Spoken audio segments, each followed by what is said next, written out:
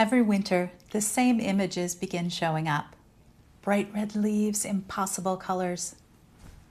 And the question that follows is always the same. Are there red hostas? It sounds like a simple question, but it usually isn't about rarity. It's about what happens when color feels far away, when the garden is quiet and oh so cold, and we start looking for something that will pull us forward, pull us towards spring. Because red doesn't whisper, it asks to be noticed. What I've learned watching hostas over time is that red becomes interesting not because of how loudly it shows up, but because of where it's willing to live. What separates collectors isn't that they're looking for something different. Often they are. It's that they're willing to look longer, to pay attention.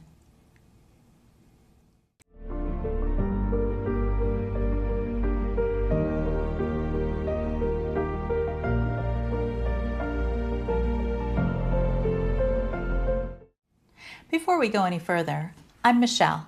I'm new to YouTube and still fairly new to the nursery business too, although I've been growing hostas for 30 years. So this channel is a lot like gardening. There will be false starts, a few surprises, and hopefully plenty of things that grow better than expected. Hostas, gardens, friendships. If you find yourself craving a more colorful way to think about gardening, subscribing is a nice way to find your way back and spend time with us here. With Valentine's Day nearby, red is everywhere. Red flowers, red roses, of course. Red meaning romance, drama, intensity. So it's natural that people ask about red hostas. But hostas don't approach red the way flowers do. They never have, and that difference is the story. For decades, hybridizers have been chasing red.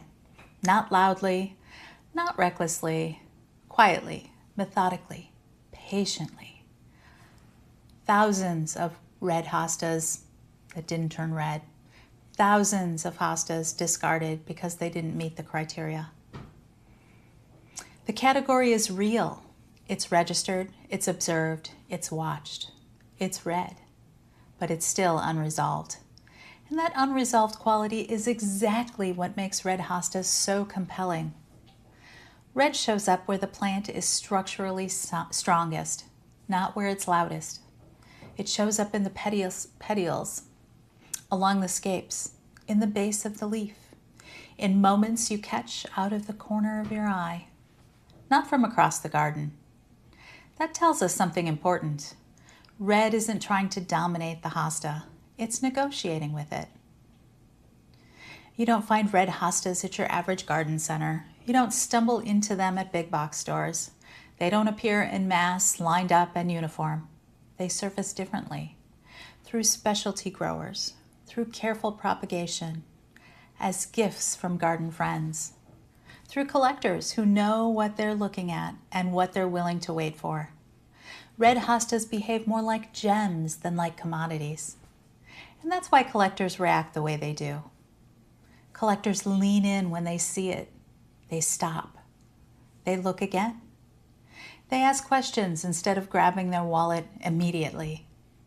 Red hostas don't trigger impulse. They trigger curiosity, although sometimes they trigger impulse.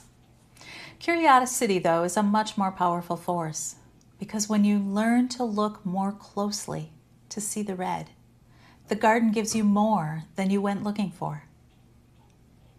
If you're paying attention this season, you might start to notice that red doesn't arrive all at once. It shows up differently depending on where the plant is strongest. First blush is a good place to start. The red doesn't sit on the surface. It moves upward from the petioles, through the veins, almost like the color is being carried into the leaf. It's subtle, and once you see it, you can't unsee it. Lemon snap plays a different game entirely. Here, red is structural. Glorious red legs holding up bright incandescent yellow leaves. The contrast is the point. The red doesn't need to spread. It only needs to anchor. With sip of wine, the red feels richer, a deep burgundy that spills from the petioles into the stem, as though the color has weight, as though it's meant to linger. Ruby earrings does something similar, but sharper, clearer. That same richness, just tuned to a different register. And then there's cherry cheesecake, tall, upright, almost formal. Its red petioles are displayed openly, like an old-fashioned lady lifting her petticoats just enough for you to notice. It's not flashy, but it's intentional. Which is why something subtle but meaningful has happened this past year. A new registration tied to a large commercial hybridizer and propagator of perennials.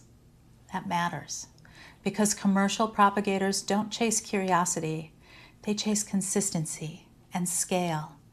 They deliver clean and reputable stock in large enough quantities for it to be available to the public. So this hints at something important.